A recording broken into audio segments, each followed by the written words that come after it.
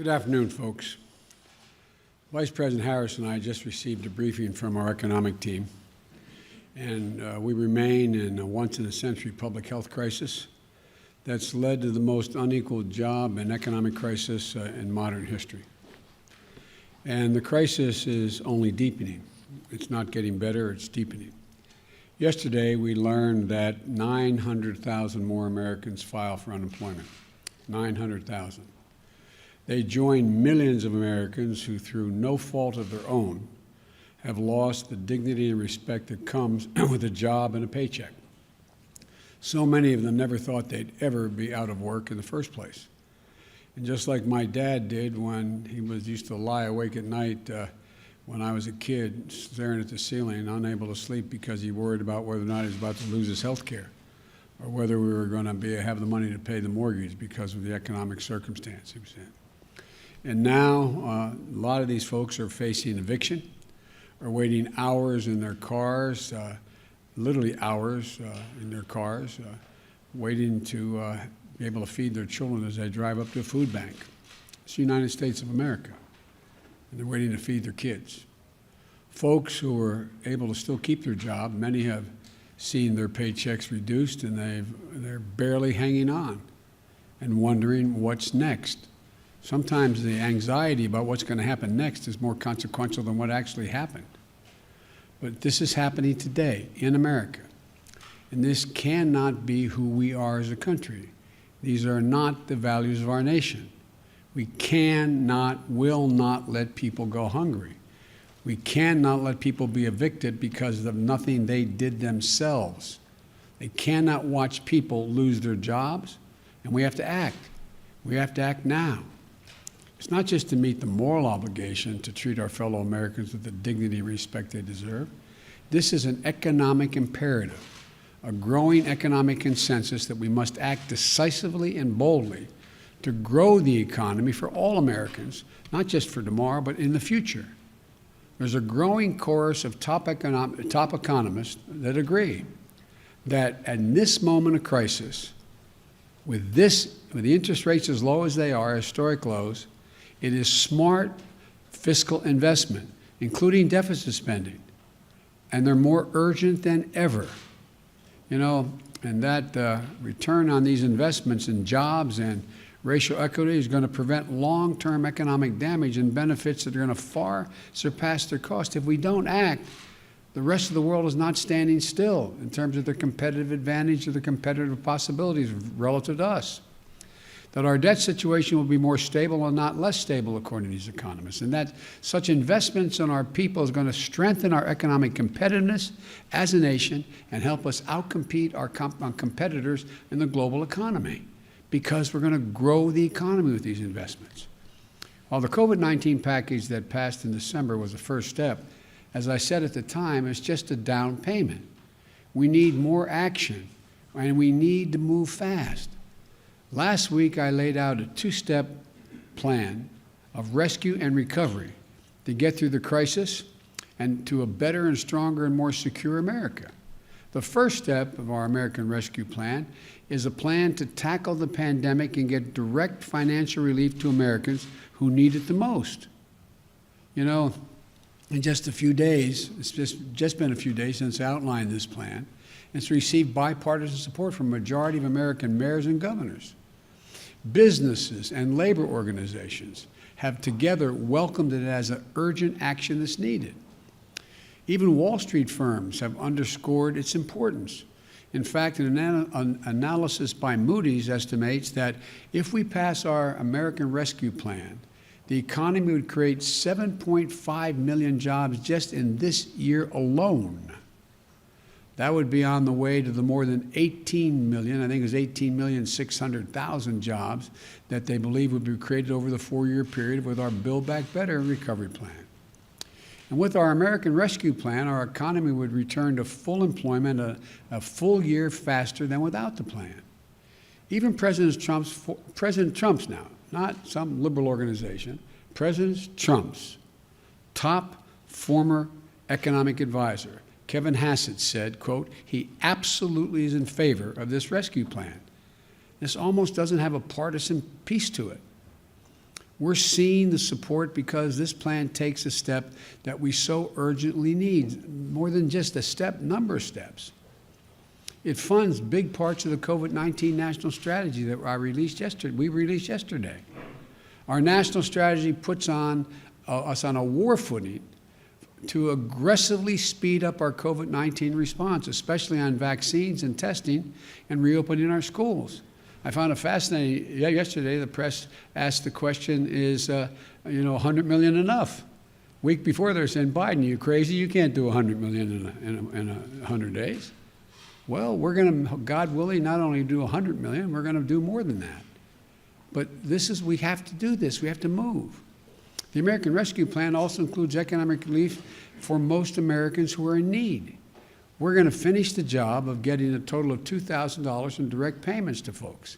$600, which was already passed, is simply not enough if you still have to choose between paying your rent, putting food on the table. We'll extend unemployment insurance benefits for millions of workers beyond the deadline that's now set. It means that 16 million Americans who are currently relying on unemployment benefits while they look for work can count on these checks continuing to be there in the middle of this crisis. The American Rescue Plan also addresses the growing housing crisis in America.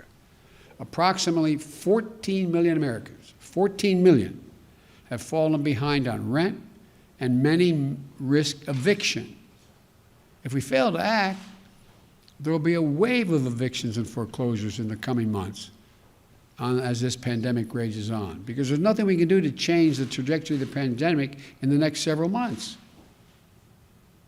So look, this would overwhelm emergency shelters, increase COVID-19 infections as people have nowhere to go and can't socially distance. The American Rescue Plan asks Congress to provide rental assistance for millions of hard-hit families and tenants.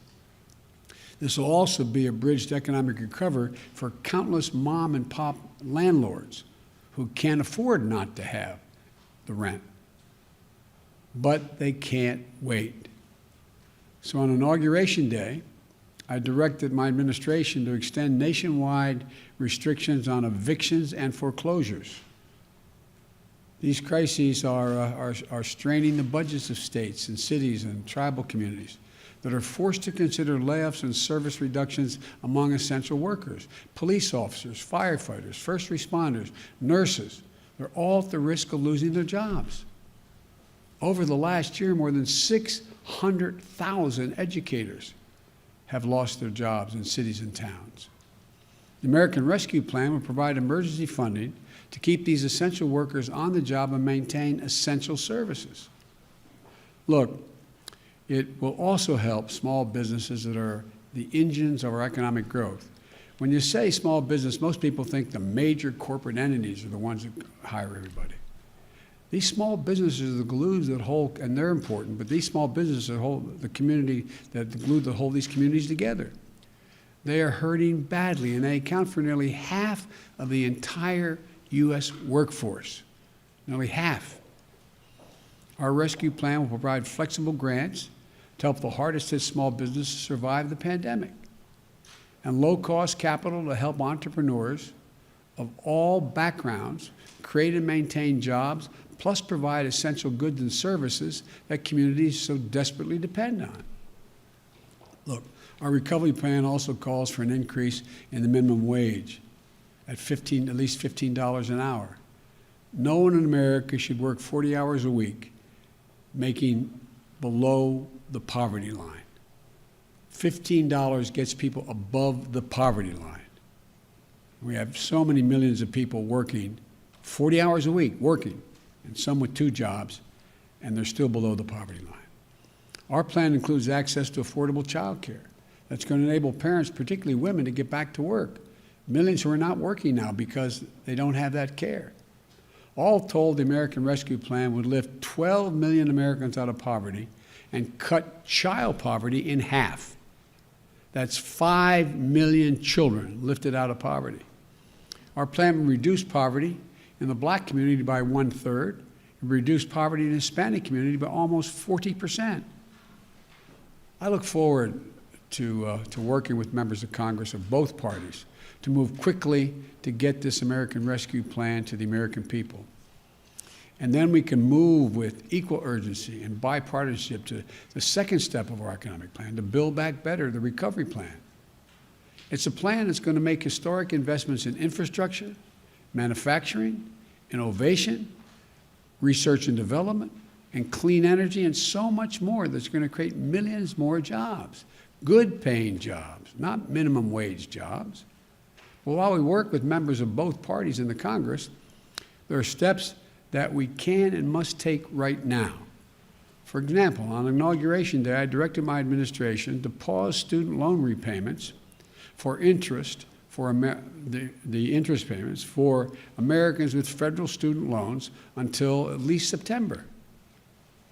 So they're not going to have to pay till September. They still pay the bill as it stands now, but they will not accrue interest, and they don't have to begin to pay until September.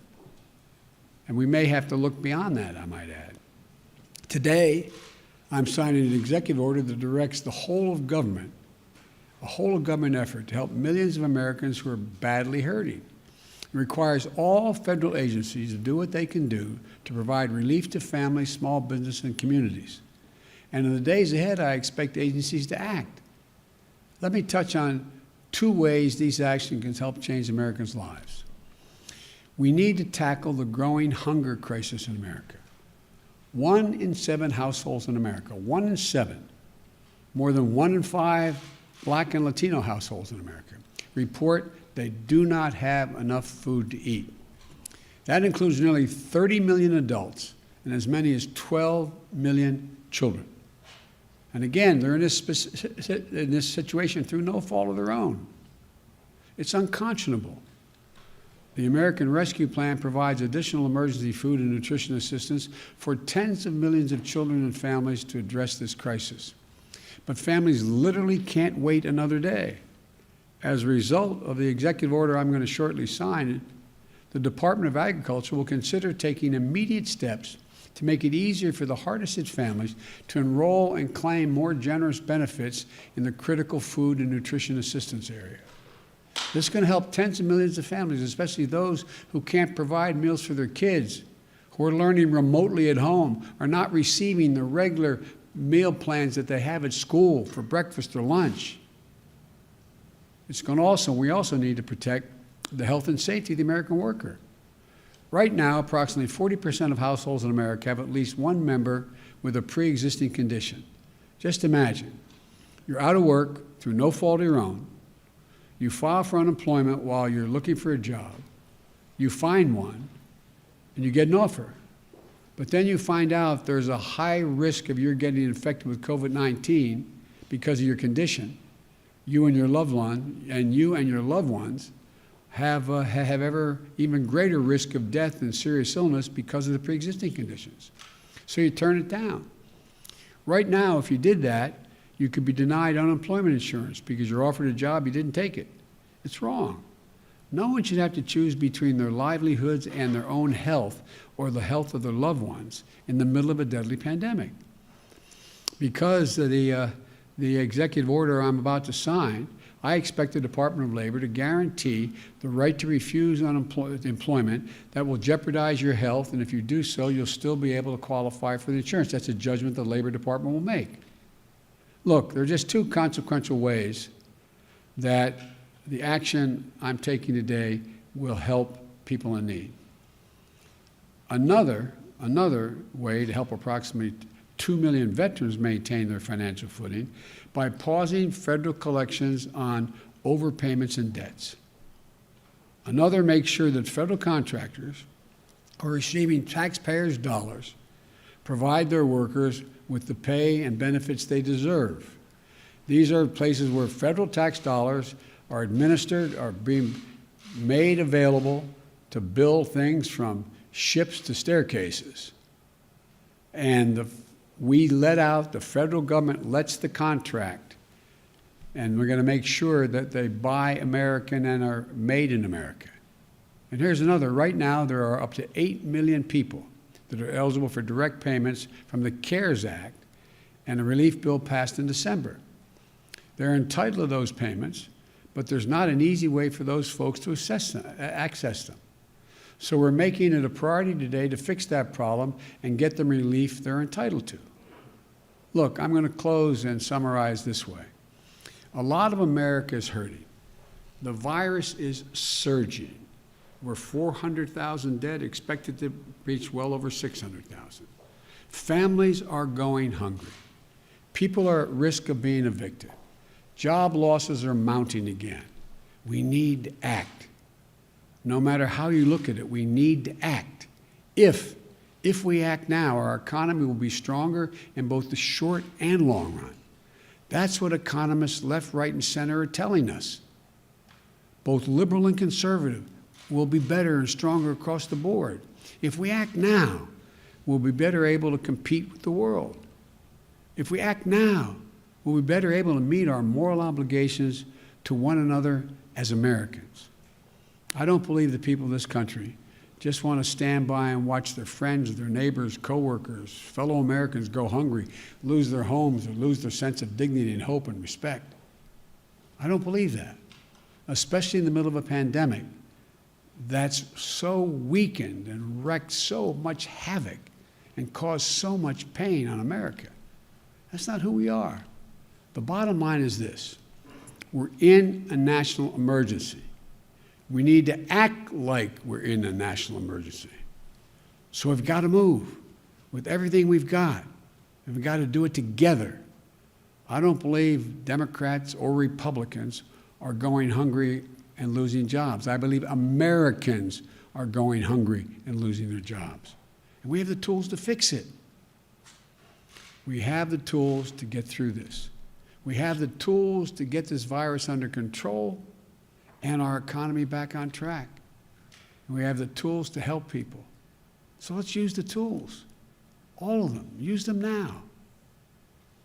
So I'm going to sign this executive order, but let me conclude again by saying, folks, this is one of the cases where business, labor, Wall Street, Main Street, liberal, conservative economists know we have to act now, not only to help people who are in need now, but to allow us to be in a competitive position worldwide and be the leader of the world economy in the next year and 2 and 3 and going forward. So thank you. I'm going to sign this executive order.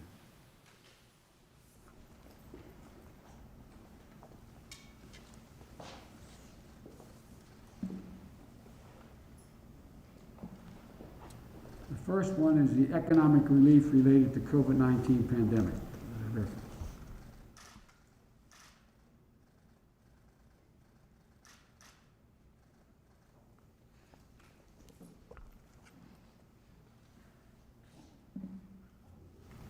The second one is protecting the federal workforce.